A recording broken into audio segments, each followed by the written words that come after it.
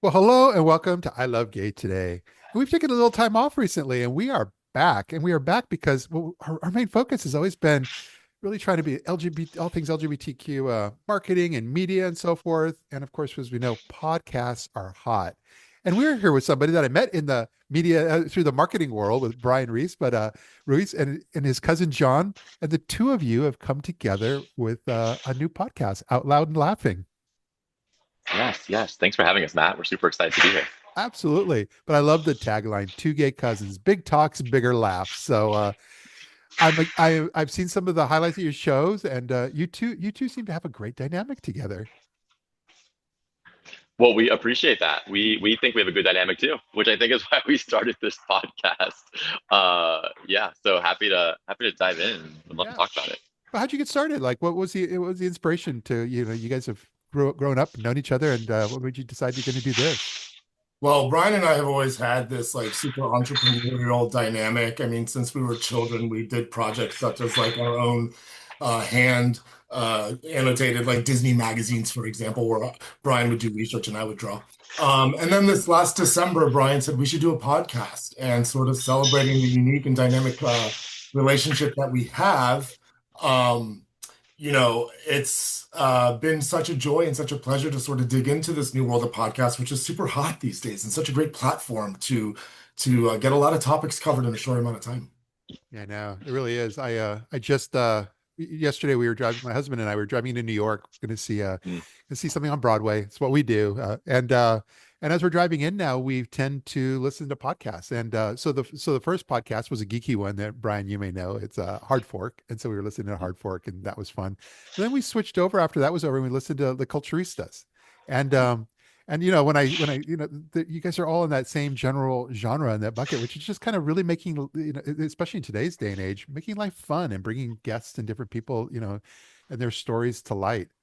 And but that's what I was going to say seems unique with you guys, because you guys really, with the number of episodes you've created, you've got a variety of different kind of styles, or micro styles of what you Yeah. dove into, but you guys really make it fun. Yeah, I think well, thank you first.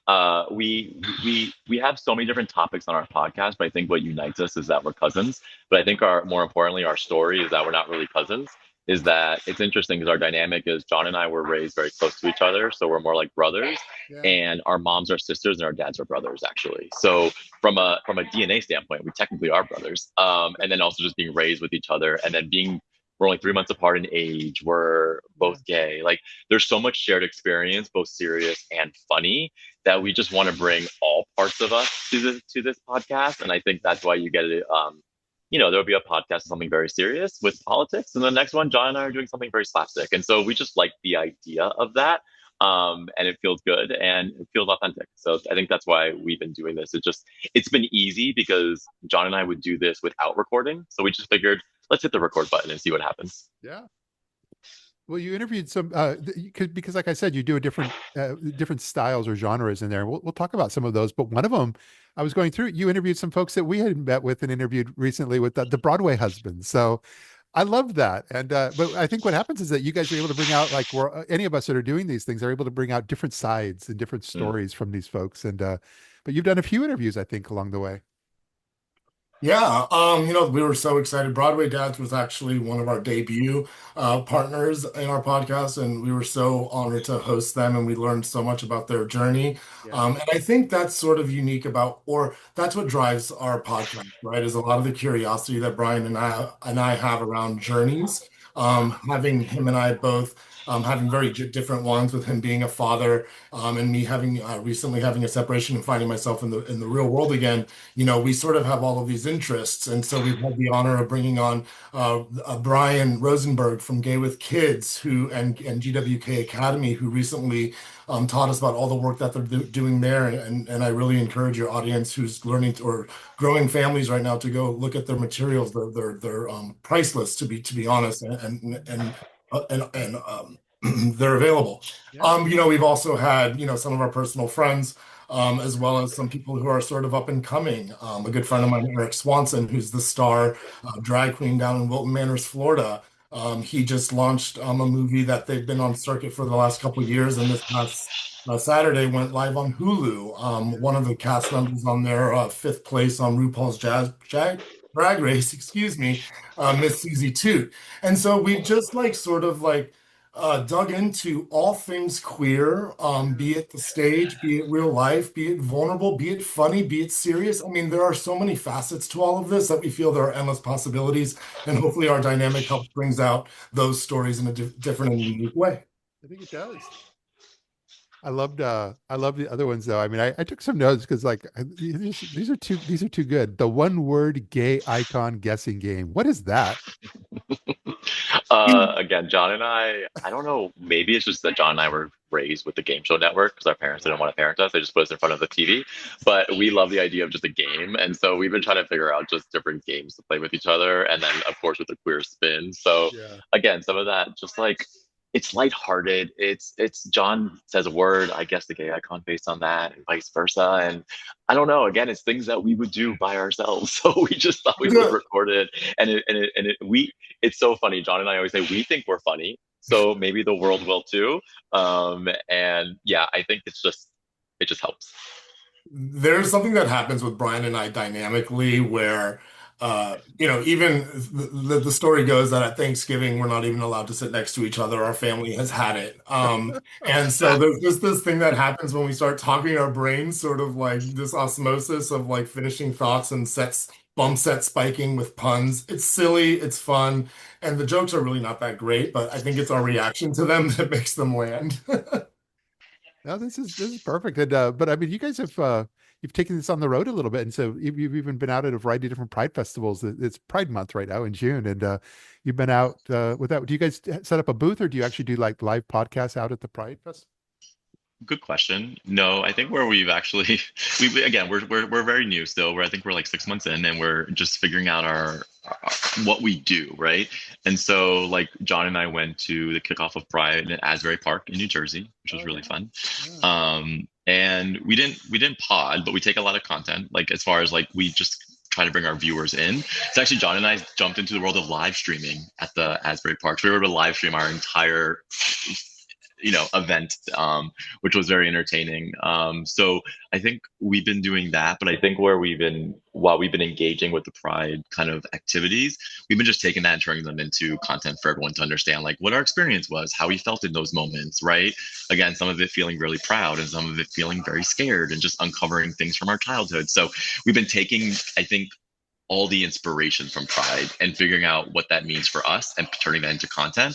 And honestly, I think that's in the last month has actually brought John and I even more closer together because we've uncovered that even though we've been raised together and we have shared experience, there is almost 50% of our experience that the other one didn't know about. So I think that's been kind of the interesting thing just for he and I from a growth standpoint. Well, especially with Pride. Pride is an area where also it's, I would say, especially moving forward over the next few years, because there's a lot of stories about corporations and brands pulling back from supporting Pride and so forth. But you are still seeing a lot of companies, large and small, trying to figure out creative ways to be able to kind of be out there. And I think working with influencers and thus also folks such as yourself, I think is going to become more of the new future when it comes to how they figure out what kind of media to work with. Mm.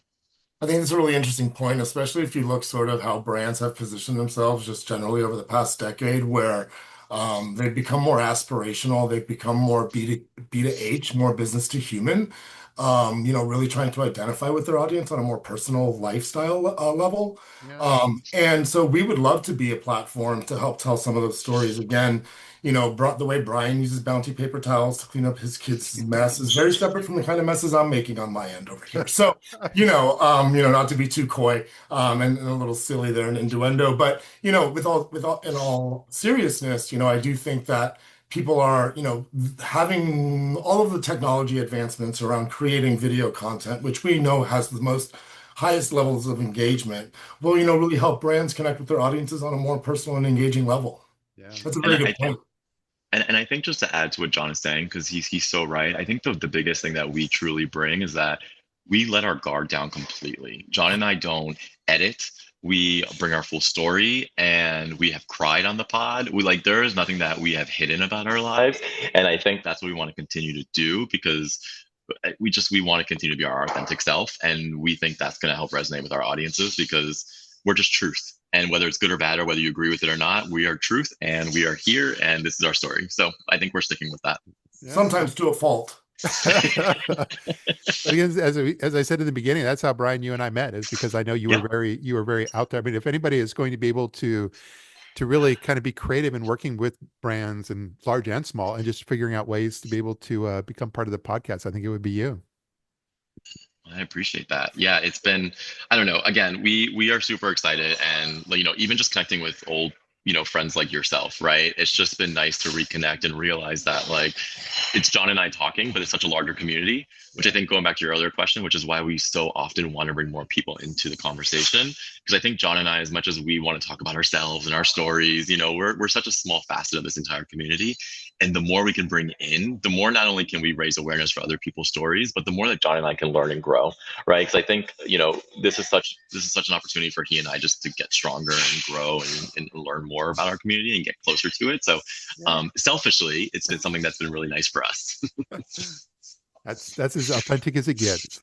Yes, agreed. No, I love that. But no, this is great. And we're going to make sure that when I post this, I'm going to have not only have links, especially in the YouTube version, links to all your website and all your social media, where folks can find you on all the different platforms, and but also tagging you. So, because I think it's fantastic, and I think it'll be great for folks to be able to dive in and discover you, and listen to you on their way into New York as well. That would be awesome. That'd be awesome. I really appreciate it. Thanks so much for taking some time out to share your story with our audience. And for both of you, I look forward to connecting in the real world soon. Sounds good. Thank you, Matt. We appreciate it, and talk soon. You got it. And it feels good, so good, coming back again.